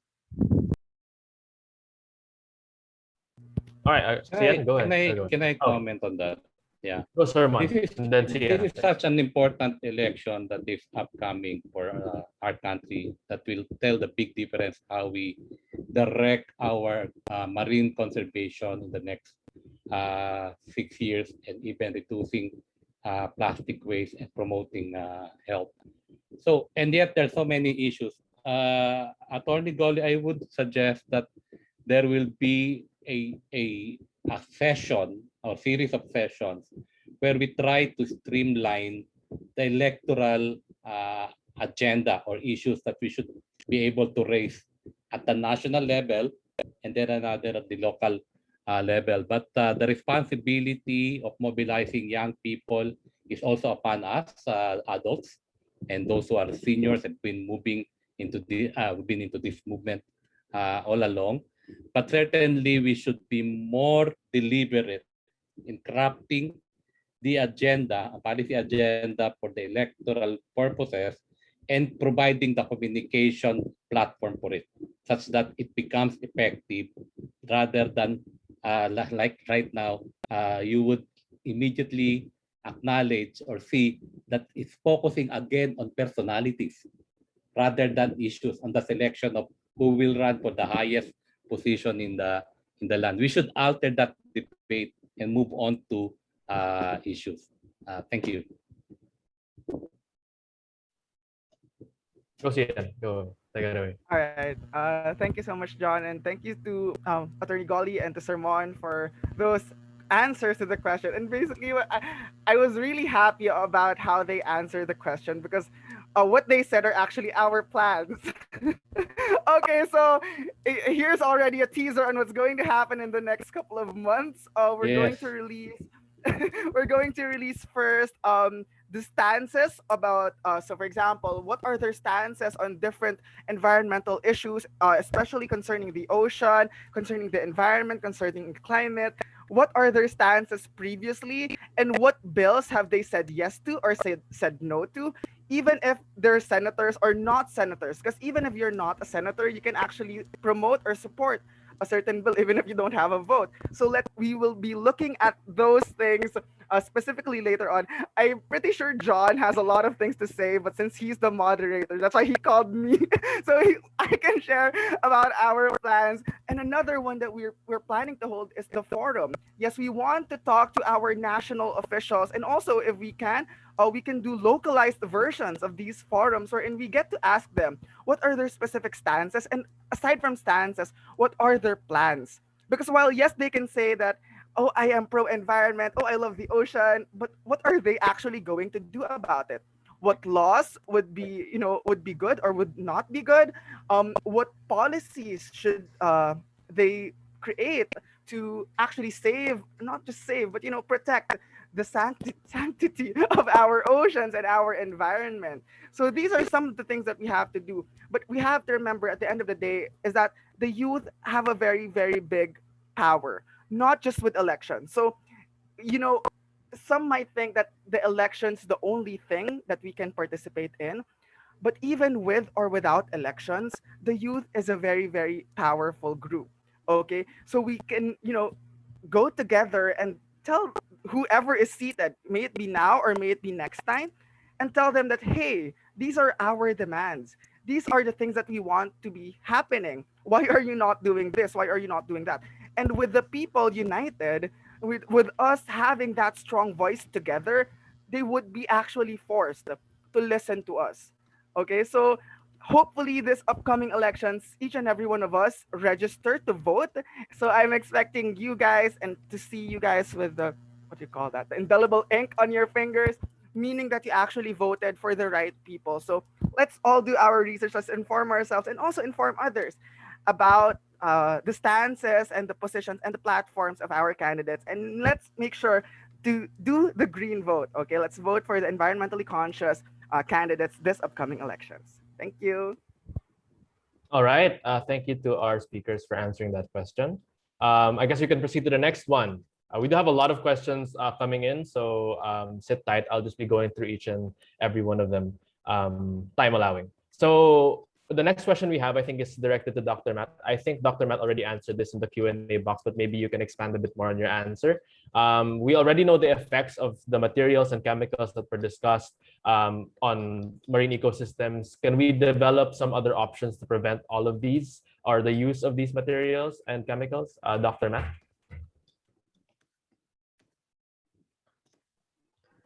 So yes, there's a range of measures here that are needed, and they range from the personal actions as a consumer through to regulatory actions at a government level. For some of the compounds that we're talking about, the focus needs to shift quite quickly to ceasing production of some of the compounds. So going essentially to the source of the problem, because we understand that we simply can't manage it after it's produced. We can't manage where it goes, we can't manage what it does, and in some cases we can't clean it up. So some of the forever chemicals like PFAS, we really don't have a means to readily remove them from an ecosystem at the scale at which we're contaminating. So some of these compounds they do get listed as part of international conventions like the Stockholm Convention, which help facilitate their removal from production. But there needs to be a more rapid movement across a range of chemistry for that. The local regulations are also quite important in ensuring that the principles that are often embodied in the legislation that say, oh, we will protect our waterways and we value our waterways, we do need to ensure that the legislation is used to have that effect in driving improvements to fishery health and water quality.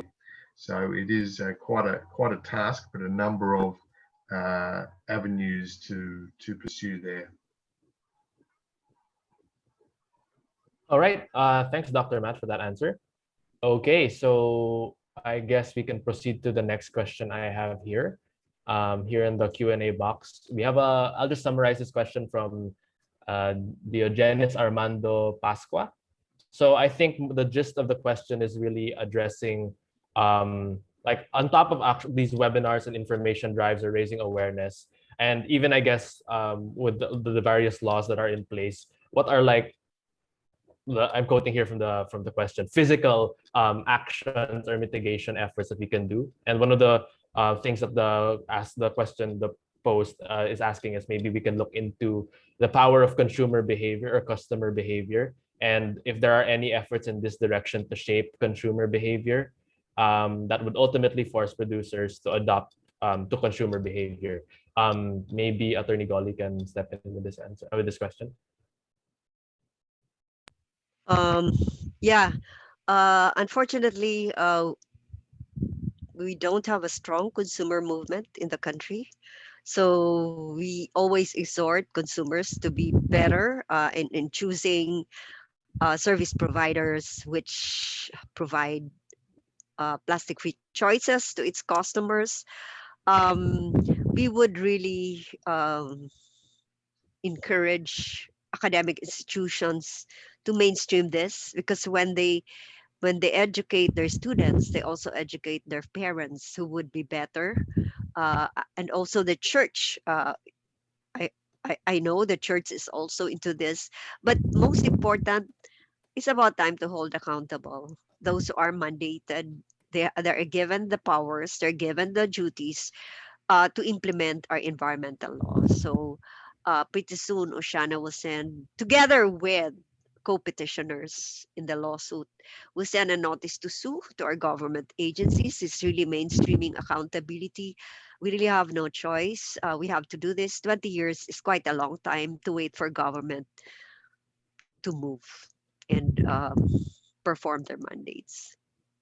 And hopefully with that list, the government has to move. That's why it's given police power. Then policies will change insofar as behaviors, policies of the private enterprise is concerned. For example, the Securities and Exchange Commission already requires those publicly listed companies to have sustainability reporting, integrate sustainability in their lifestyles. Banco Central also has required financial institutions to integrate sustainability.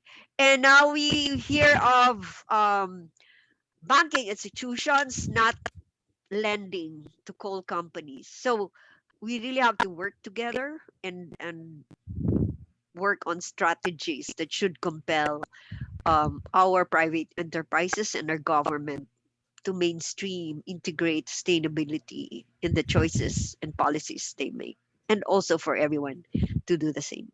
Thank you. All right, thanks, Attorney Golle. I think Sir Ramon has something to say, and then we can have Sir Bjorn later, and then the person from Manila Times who might have a question. Go ahead, Sir Ramon.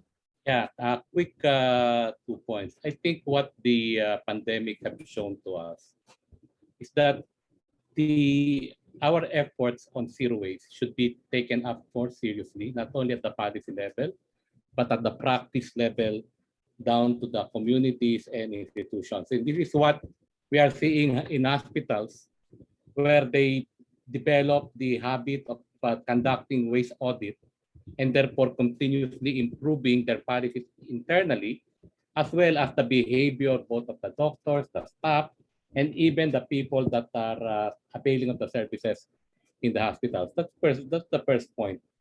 Secondly, what we are being told or instructed by the results of the waste audit is that the intervention should be at the procurement side, not only on the waste management side. Meaning, if 70% of the carbon emission of hospitals are happening at the supply chain, same thing on the waste. Therefore, what we are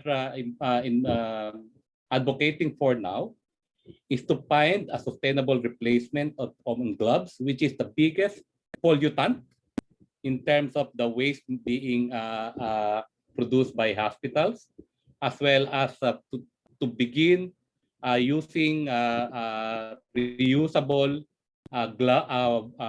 PPE robes, and then even on masks. So what we are intervening on now is not only on the waste management side of it, but as well on the procurement, and be able to change that behavior of hospitals and institutions. And I think this is where policy can also be introduced. What are the means by which sustainable procurement can be done across, for example, the public sector, which is a big procurer, a big purchaser of supplies and products. So this is something that we should work on, maybe beginning after the once a new administration has been installed next year. All right, thanks, Ramon. Okay, so I think we can call on Bjorn to add to the earlier question about alternatives to plastics and chemicals. Bjorn? Great, thanks, John, and you did an excellent job in moderating this. Just a quick note, I'm going to put in the chat, I put in earlier, and this kind of addressing the question about plastics in the ocean, and just to make an important case here about how the plastics industry is moving in parallel with the chemical industry. So the chemical additives that you put into plastics to make them durable, flexible, resist UV breakdown, these chemicals, many are toxic to human health as well as toxic to marine life, and that passes on through the fisheries. And so we talk about, it's such an enormous problem, right? It's a big issue. And to think about with a big global problem and all the global space in the ocean, you do need global public policies to address this. And right now, the Stockholm Convention does list a few of these chemical additives in plastics, but I have an important message here, which is really looking at the hazardous chemicals in plastics and the toxic additives in plastics as a strategy to tackle plastic pollution. So many of these chemicals are known to harm human health. The report that Matt mentioned, which I'll hold up here, this report begins to talk about many of those issues. Right now, the global conversation on policy is really leaning towards waste management at the very end of the pipe. And the industry does not know what to do with what we would call their toxic liabilities.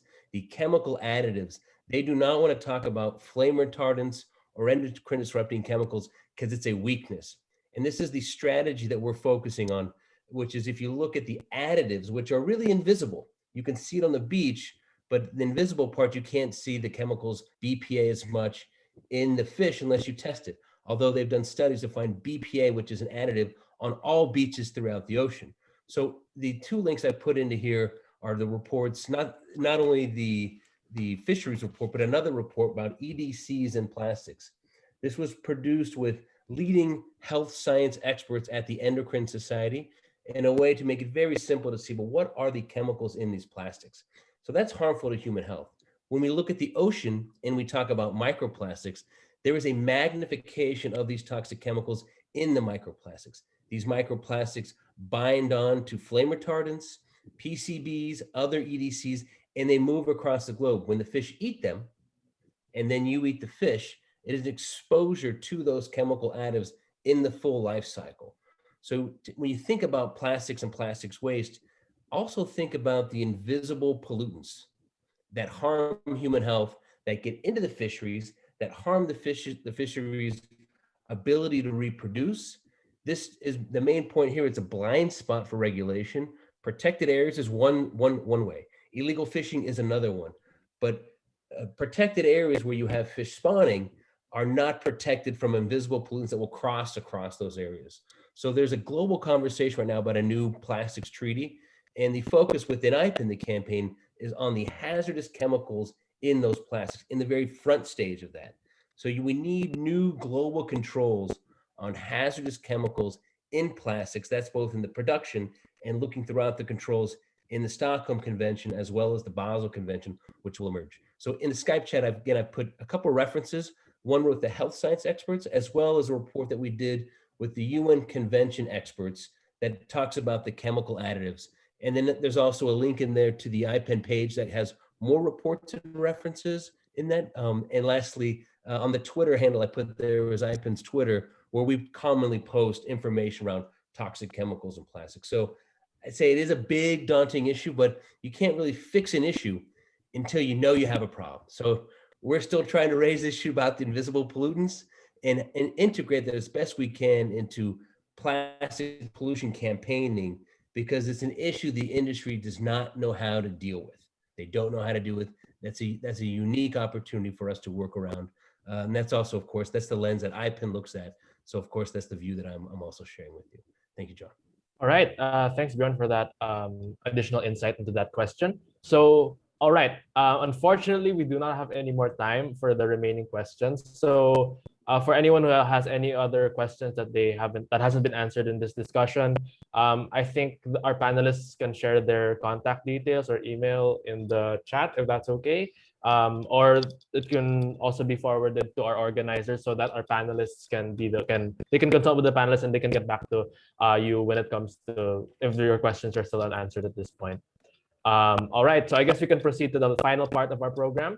So, okay, to introduce the next part, or to lead to the next part, we have a message from the Department of Agriculture. So we have a message from the Undersecretary for Agri-Industrialization and for Fisheries of the Philippine Department of Agriculture. So let's give it up for Undersecretary Cheryl Marie Natividad. Okay. I am so sorry. Okay, it looks like she was not able to attend right now. All right. Okay. Okay. I guess we can proceed to the last part. Okay. Okay, so for our last part, to give the closing remarks for our forum, to wrap up everything we learned today in this wonderful discussion that we've been having, I'd like to introduce the chemical safety campaigner of EcoWaste Coalition to give the closing remarks. Let's give it up for Thony Dizon. There you go. Take it away. Yeah, thank you, John. In behalf of EcoWaste Coalition, IPEN, and of course, Oceana Philippines, we thank you, especially first our speakers. Wow, a very comprehensive information, really very helpful for us. Of course, to Dr. Matt Landos, I would like to thank Bjorn for helping us in getting him for this webinar. Thank you, Bjorn. It really helped us. I've been monitoring our participants. Wow, for the past more than an hour, 200 more participants. Wow, thank you, Pelino-Golle. Thank you to Oceana and Healthcare Without Harm for helping us getting this room pack of very active defenders, environmental defenders. Of course, the informations are really very helpful for us. We hope that this webinar will continue especially in our campaign for marine and aquatic pollution, and of course our advocacy, our partnership. We will still continue, and of course, thank you for our panel of reactors, Sister Norlan, Sister Ramon, thank you po. And of course to Xian, thank you so much. It gives us pleasure, our gratitude for helping us make this webinar successful. And I will end this by the message. I will just continue the message of Attorney Golle. We need to take action, and we need to act now. We don't want to wait another 30, 20 years for us to become, to work together, especially the youth and the affected sectors, our fisher folks. We really need them for this campaign. And with that, thank you so much, and we will just keep you posted with our future webinars, and hope to see you again. Yes, that's it. Many thanks. All right, thanks, Sir Thony, for that wrap up of what exactly just happened and our discussion for today. So before we proceed to the last part, we do have music video, I believe, that we would like to share. So I think, Ryan, can you share your screen? There we go. Okay, so this is just a music video about, like, saving the ocean and why it's important to protect it. Okay.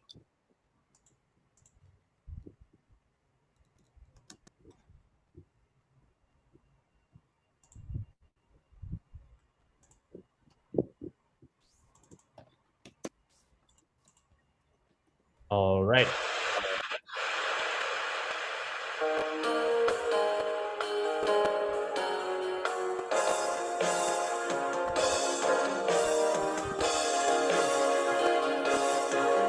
The oceans bind us, they don't separate us. We're joined by the waters that give us life. Together we'll clean up to save this bond between us. For this bond is life to us, it's around us, it's in us. It grieves me to see that the waters are not free from toxic waste to oil spills like tailings from our beaches. The destructions of the corals, garbage dumped into the sea.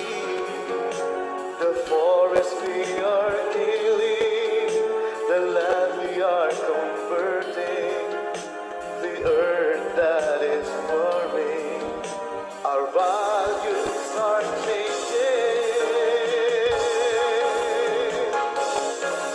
The oceans bind us, they don't separate us. We're joined by the waters that give us life. Together we'll clean up to save this bond between us. For this bond is life to us, it's around us, it's in us.